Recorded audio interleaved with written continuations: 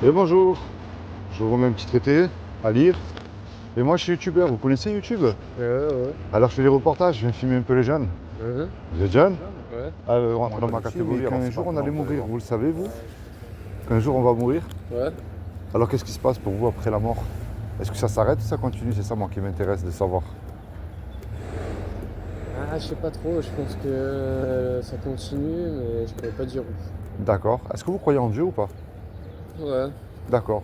Alors vous savez alors si vous croyez en Dieu qu'il y a quand même un paradis et un enfer aussi qui existent. Pas en Dieu comme ça, mais C'est un Dieu comment que plus vous ou voyez? moins, ouais. Ton âme, elle arrive à s'élever ou pas, quoi. D'accord. Donc vous, votre âme, elle va où alors? Par exemple, si vous mourrez là, par votre corps qui retourne dans la poussière, ok? Mhm. Votre âme, elle va où alors si vous croyez en Dieu, pour vous? Je sais pas, peut-être dans les nuages. Tu te libères. Tu te libères du corporel. Ouais. Je sais pas. J'avoue, je pense qu'on peut pas savoir. C'est quelque chose peut-être qu'on peut pas décrire. Ouais. Ni... Vous, le Dieu que vous croyez, il est comment? C'est un Dieu de justice qui jugerait les gens ou pas du tout? Non. Non. Je pense que c'est ton âme c'est toi-même qui te juge. D'accord. Euh, Ok. Alors regardez bien, il y a une chance sur 1 million de gagner au loto ou au tiercé. Je crois même beaucoup plus. Imaginez qu'il y a une chance sur 1 million que ce que je vous dis est vrai. Ça vaut non seulement la peine d'écouter, mais en plus, dès que je vais partir, de se remettre en question. Et je vous rassure, je ne suis pas témoin de Jéhovah, je ne remplis ni les églises, ni aucune organisation, ni rien de tout ça. Et je ne vous juge absolument pas du tout non plus. Moi, ce Dieu que je crois a créé des lois qui existent qu'on ne peut pas nier. La loi de la pesanteur, elle existe. La loi d'aérodynamique aussi. Et puis il y a encore des tas d'autres lois qui existent. Hein. ouais. Et vous prenez, je sais pas moi, une tomate ou une salade ne poussera jamais au pôle Nord en extérieur. On est bien d'accord. Mhm. Et puis vous et moi, que vous le vouliez ou pas, ce créateur que j'appelle Dieu a gravé une loi qui est dans votre cœur. Et cette loi, elle est belle parce qu'elle montre que d'une, je n'ai pas le droit de vous juger. De deux, elle ferme la bouche à tous les religieux qui se mettent en avant, qui seraient mieux que nous aussi. Et de trois, vous allez voir où est-ce qu'elle nous envoie cette loi, qui est terrible. C'est les 10 commandements. En fait, elle définit cette loi si nous sommes quelqu'un de bien ou pas aux yeux de ce créateur que moi j'appelle Dieu. Mhm. Il y a un commandement qui dit tu ne mentiras point. Est-ce que ça vous est déjà arrivé de dire un mensonge? Ah oui. Moi aussi. Il y en a un autre qui dit tu ne voleras point. Est-ce que ça vous est déjà arrivé de voler quelque chose? Mhm. Il y en a un qui dit aussi tu honoreras toujours tes parents. Est-ce que vous êtes sûr que vous les avez toujours honorés? Ah non. Bah, moi aussi, la crise de l'adolescente, je l'ai faite aussi. Donc, il y en a un qui dit tu mettras toujours Dieu, lui, en premier dans ton cœur.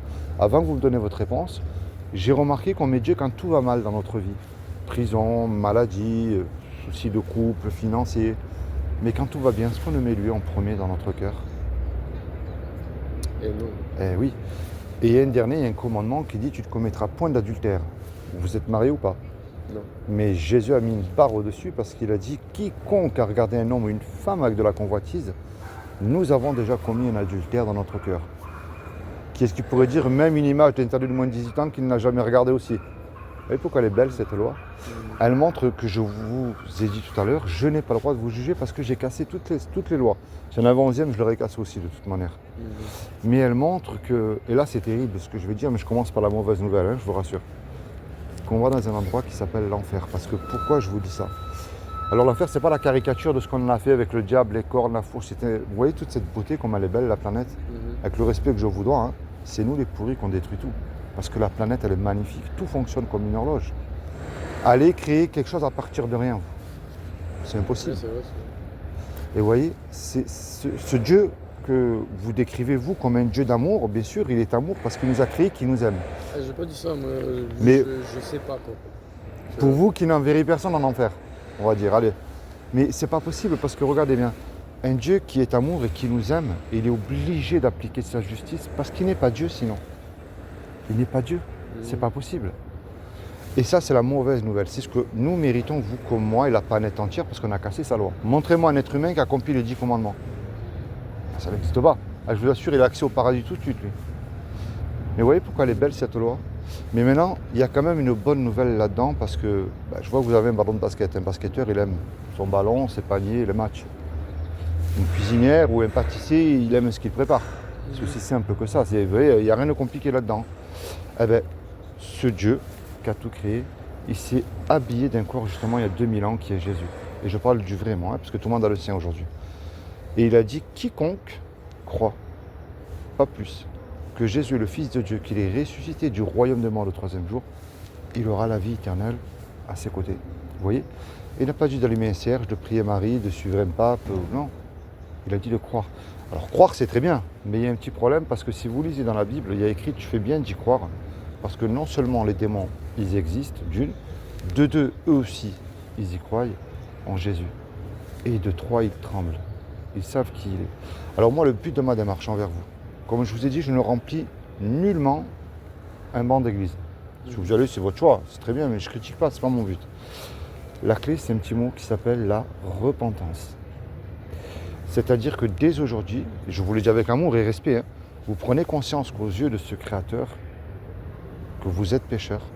Et vous savez très bien que le péché, quand même, est quelque chose d'horrible à ses yeux parce qu'on ne peut pas avoir accès au paradis si on ne se repent pas de nos péchés. C'est-à-dire que je prends le mensonge, c'est plus simple.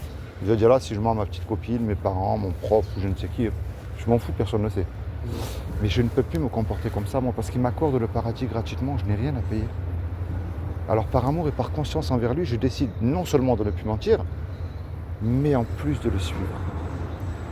C'est comme si que vous et moi, on commet, je ne sais pas, un braquage. On se fait serrer et nous passons tous les deux devant le tribunal. Le juge, il nous dit, vous voyez là, tous les deux là, suite au braquage que vous venez de commettre, je vous laisse le choix. Vous me donnez 15 000 € de caution ou je vous envoie tous les deux 20 ans en prison. On n'a pas l'argent puisque vous et moi, on s'est fait serrer. Mais qu'on le veuille ou pas, on ne peut pas revenir effacer le mal qu'on a fait. Et on ne peut pas dire au juge, monsieur le juge, sur la vie de ma mère, je ne recommence plus si vous me laissez partir, vous êtes bon, miséricordieux. Je vous le promets que dès aujourd'hui, je ne fais plus de conneries. Vous savez comment que ça ne marche pas, ça même pas sur Netflix. Hein. Le juge il va dire, je suis bon, miséricordieux, c'est vrai, mais vous me payez la caution, vous partez en prison.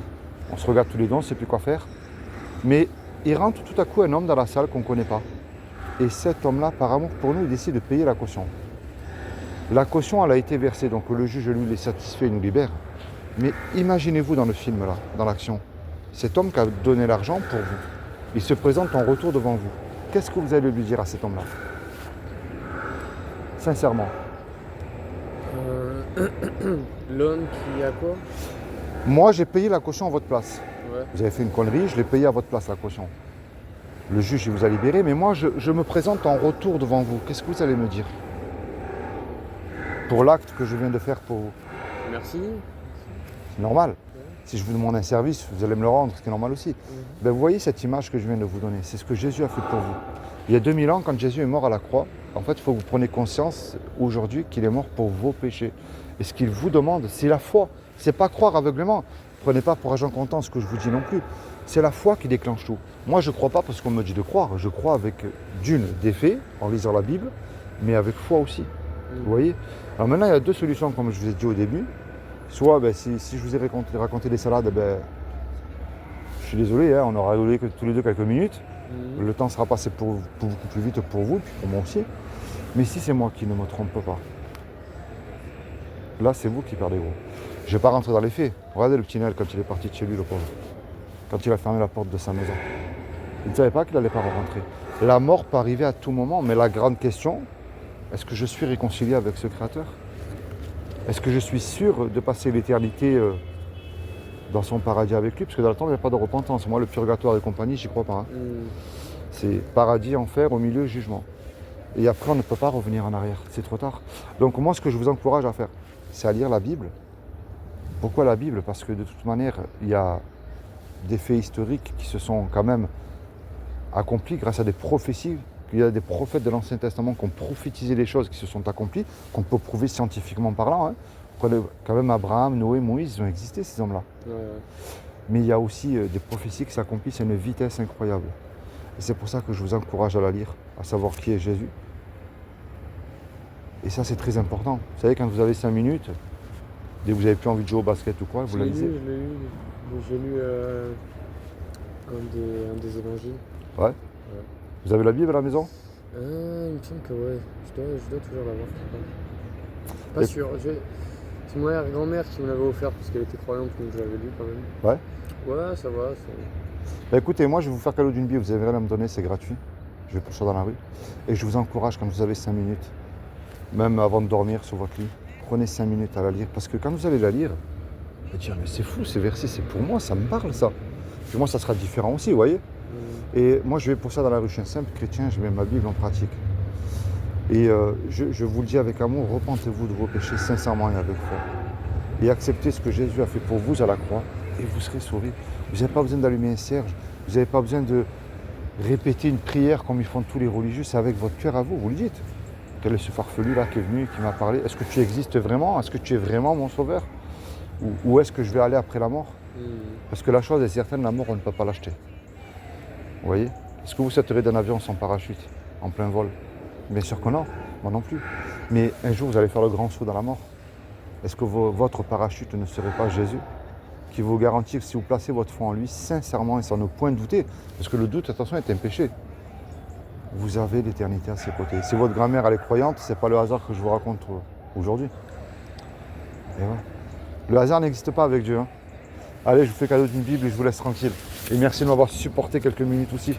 C'est très gentil. C'est quoi le rapport avec la perte de poids? La perte de poids, c'est le péché. C'est une image, je vais vous montrer, attendez. Alors ça, c'est une Bible. Alors, je vous encourage, enfin, vous lisez où vous voulez, mais... dans... Voilà. Je vous encourage, enfin, lisez où vous voulez, mais en évangile, je vous encourage à lire dans l'évangile de Jean pour connaître Jésus. Je crois que c'est celui que j'ai lu déjà. Je crois que c'est celui que j'ai lu. Et vous faites pas partie d'une église? Alors pour moi, une église, c'est pas un bâtiment. Une église, déjà, c'est... on a fait un bâtiment. L'église, c'est les chrétiens. C'est vous et moi qui acceptons Jésus-Christ comme notre Sauveur et Seigneur.